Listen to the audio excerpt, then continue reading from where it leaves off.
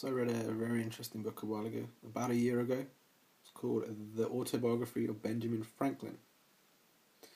Now, in this book, Benjamin talks about 13 virtues that he consciously developed within himself and his life. And he attributed much of his success in the latter portion, or the later portion of his life, to the development of these virtues. And as most of you probably know, he did some very influential and tremendous things.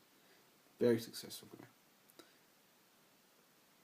These 13 virtues, he said, should be developed in order, because the previous ones help the development of the one you're focusing on. The first virtue is temperance. He says, eat not to dullness, drink not to elevation. Now I'm going to talk about what these virtues mean to me, what he's saying means to me, and obviously it could mean something different to you, because it's all an interpretation. But this is what it means for me. Temperance means putting the right stuff in your body, not drinking too much, having that solid foundation of health before you try to do anything else. That's number one. Number two is silence. He says, speak not but what may benefit others or yourself. Avoid trifling conversation. Now this means being free of all negative speech, being free of all gossip. It means to consider what you say. If it's not going to benefit yourself or others, then maybe you just don't say it. Save that energy. Think of something interesting to say that can benefit, that can teach others. Number three is order. Let all your things have their places. Let each part of your business have its time. Now this to me means not to be too focused on one thing. You could be too focused on money, but it would detract from all the other areas of your life that need developing to give you a strong foundation of happiness. Number four is resolution. Resolve to perform what you ought. Perform without fail what you resolve. Now, to me, this one's not as straightforward and clear cut. Resolve to perform what you ought. Now, if I think about it, what I ought to perform, what does that mean?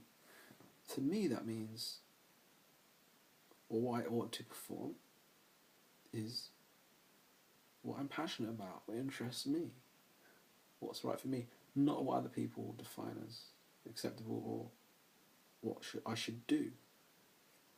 I should resolve to perform what I ought. What you perform to resolve is something different. The second part that says, perform without fail what you resolve. To me that means without fail what you resolve.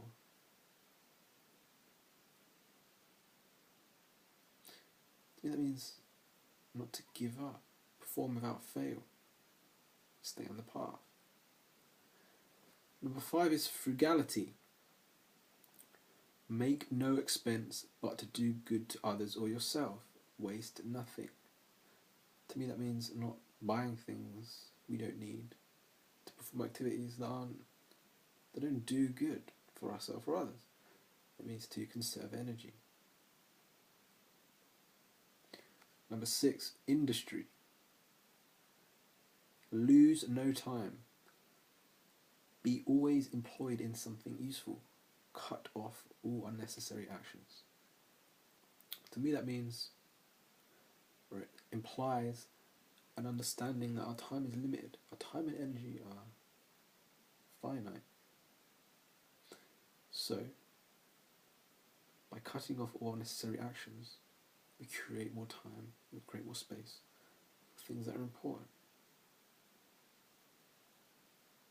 We can then always be employed in something useful.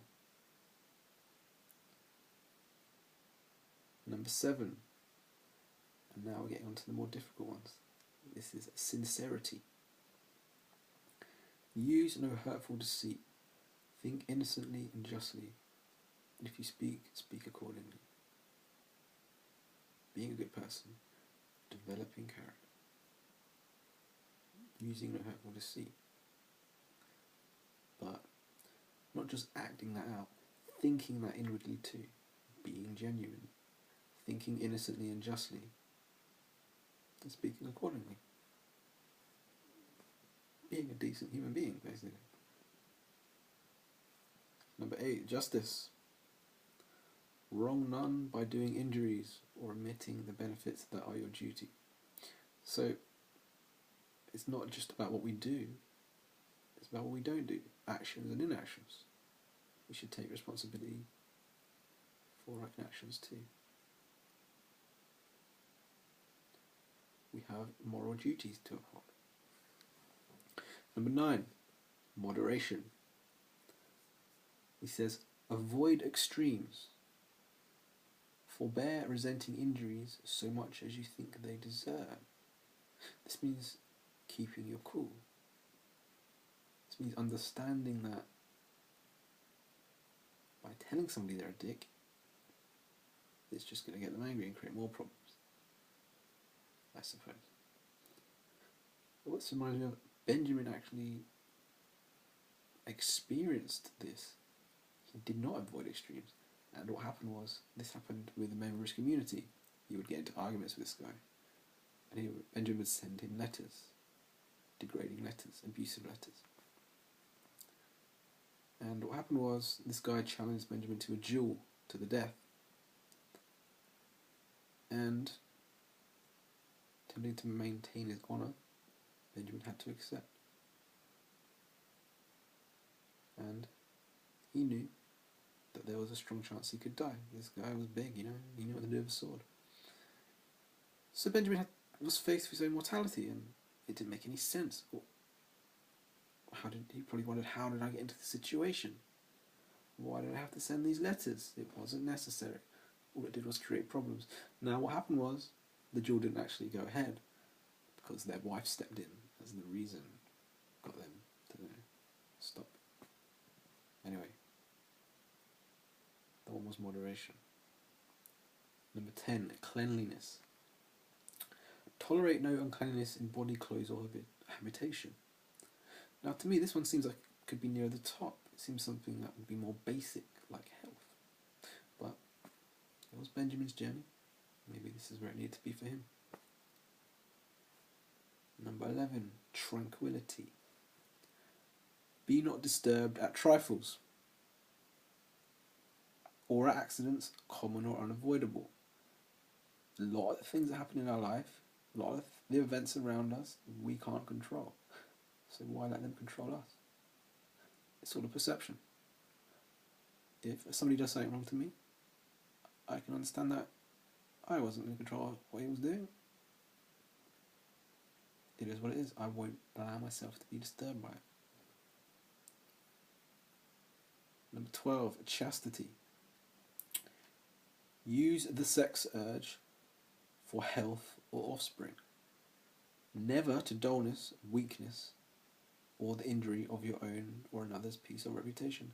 This just means having the right intention behind having sex. It means not sleeping around with strangers. It also means not sleeping with somebody's wife and harming reputation. Number 13, the final virtue. I feel this one's exactly where it needs to be. For me, anyway. It's humility, and he basically just says, imitate Jesus and Socrates. Now, once you have all the other virtues, once you have success, having humility is extremely important. It's always going to be something that you need to focus on. So, what I particularly found interesting about this was